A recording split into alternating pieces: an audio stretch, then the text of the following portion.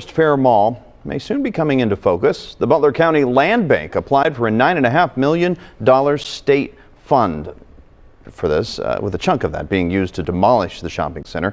The mall, built in 1988, has seen several renovations and name changes. Only a handful of businesses remain inside. The 1.5 million square foot facility, one of those, Arcade Legacy owner Jesse Baker, says the business has thrived inside the Cincinnati Mall there, but they're now turning their attention to opportunities elsewhere. Since we moved here, our business immediately almost tripled right when we moved here, which I was very shocked at, and it's been great ever since. So I've never wanted to leave, but I knew the day would probably have to come. All right, so our partners at the Journal News report a possible development could go in, valued at some $150 million, and provide between 900 and 1,500 jobs. The deadline for this round of state funding is February 28th. No word on when or if the land bank will receive those state dollars. Hey everyone, and welcome back to the Cincinnati Mall, formerly known as Cincinnati Mills Mall and Forest Fair Village. So yes, I have done videos on this mall before, and you can find those over in my Urbex playlist. But I thought we needed to revisit this mall because some breaking news came out recently. So as you saw in the beginning of this video in the news story, the Butler County Land Bank had applied for a $9.5 million in-state funding to raise a host of local eyesores around the county of Butler. And we're still waiting to hear as the recording of this video. This is Sunday, February 27th that I'm recording this right now. So we're still waiting to hear what the results are as to what the fate of the mall is. I'm sure by the time you're watching this, the fate of the mall will have already been decided, and you'll know whether the demolition is going to go through or not, or whether the place is just going to kind of continue on as is or just sit abandoned. I don't really know. It is technically not abandoned, even though it really is abandoned, if that makes sense. But I just thought we would take one last walk through this mall, because who knows, this literally is probably the last time I'm going to be in here, mainly for the fact that I tried to go back to this mall a week or two after filming this footage, back around February 16th. And it was during normal mall hours, and all the doors were locked. I tried every single door to try and get into the mall, and they were all locked. So I don't know, is this mall now permanently closed? I mean, there are still a few businesses that operate out of here, mainly the arcade and the there is a gym inside. There is the Bass Pro Shops, and then there's the Kohl's. But really, the only business that operates actually physically inside the mall would be the arcade, and there's a party bounce house type place that I think is still in business. But coming back to this mall, you can really see it looks like it's in amazing condition still. But taking closer inspections, this place is falling apart fast. You can see all the buckets all over the place to catch all the leaking water, and throughout some of this footage, you're going to notice some of the damage in the ceiling where water's just leaking in. This was after a big snowstorm, and all the snow was beginning to melt off the roof. So, it's pretty apparent that this place needs to be closed. Or something needs to be done about it. And I wish that they would just kind of take better care of it and, use it for something good, not just demolish it. But I doubt that that's going to happen. Ultimately what I would like to see is this place kind of refurbished and brought back to life, maybe having some retail in it, maybe having housing on the second floor and retail on the bottom, kind of make it an indoor city of sorts. And, you could have the food court where you could have restaurants and food for the people that live inside the mall. You could have the movie theater back. It would just be really kind of cool to say, hey, I live in an apartment inside a mall that has stores and just everything I need right inside there. I don't have to literally go anywhere. But here you can see some of that ceiling damage that I was talking about before. Yeah, it's getting really, really bad. So yeah, this elevator, if you ever go to the mall, I don't suggest that you take a ride on it, and here's exactly why. It was pretty terrifying taking a ride on this. I literally thought I was going to get stuck in it.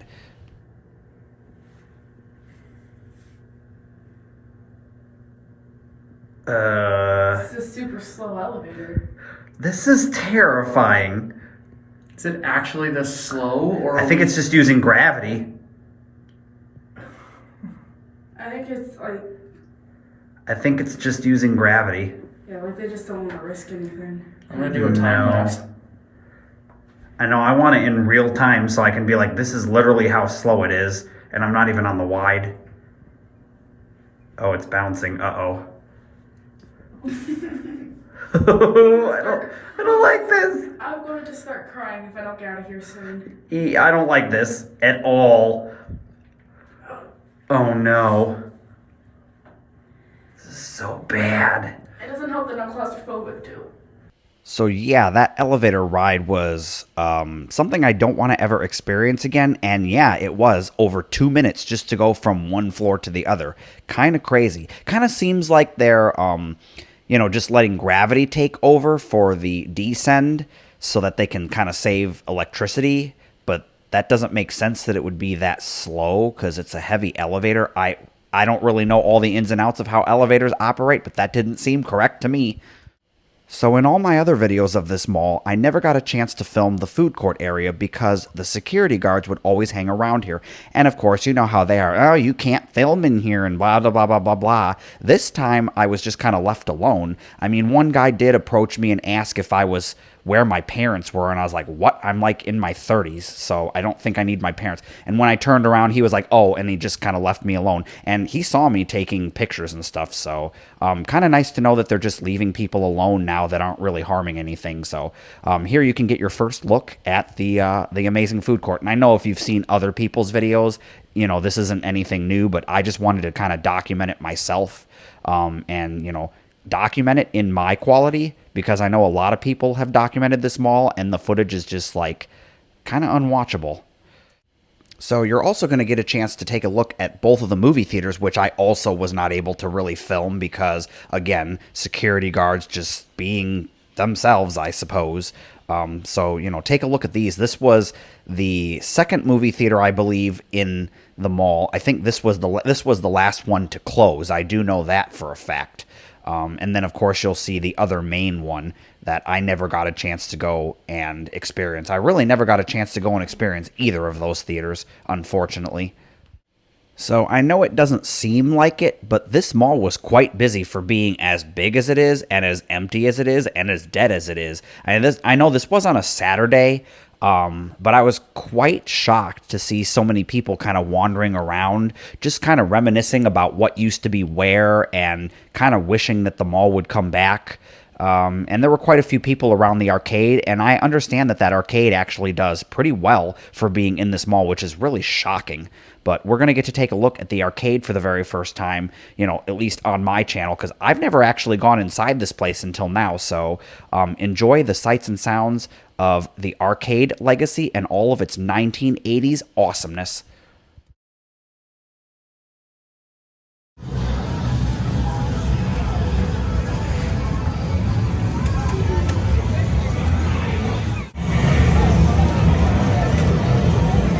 They have that really old Simpsons game too.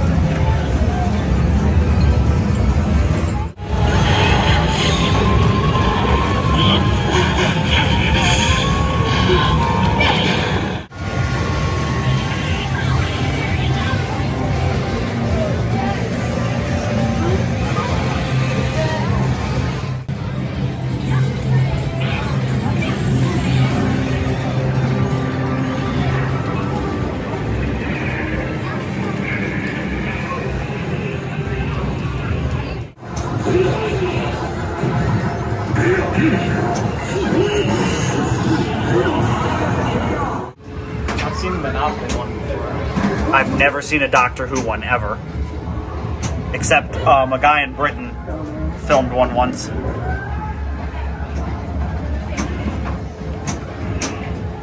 That is really rare. For the rest of this mall tour, I'm just going to let you enjoy the sights and sounds of the mall and some 1980s vaporwave music. We're also going to go into the Bass Pro Shops after touring the rest of the mall.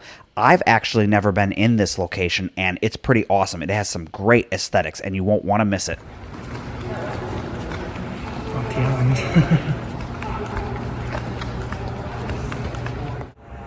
Because why not, right? First, congratulate you on the new positions.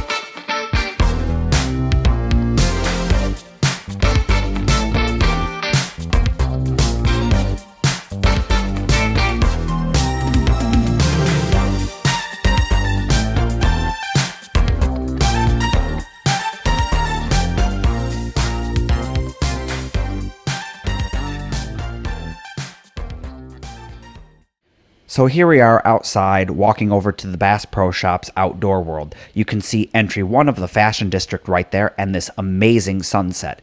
This outdoor world, Bass Pro Shops, is multi-leveled. It's got 2 levels, and I think it's one of the very few Bass Pro Shops that actually has multiple levels. I know I've been in the one in Memphis that's in the Pyramid, and it does have multiple levels.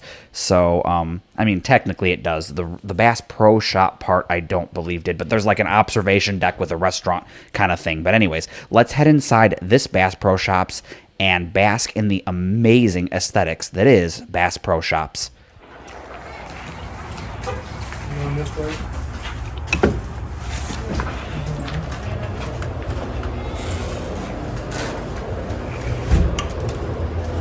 Oh, wow.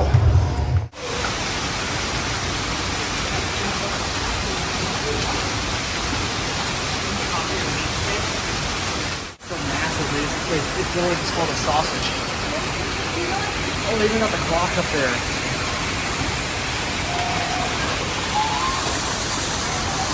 The old pickled peanuts.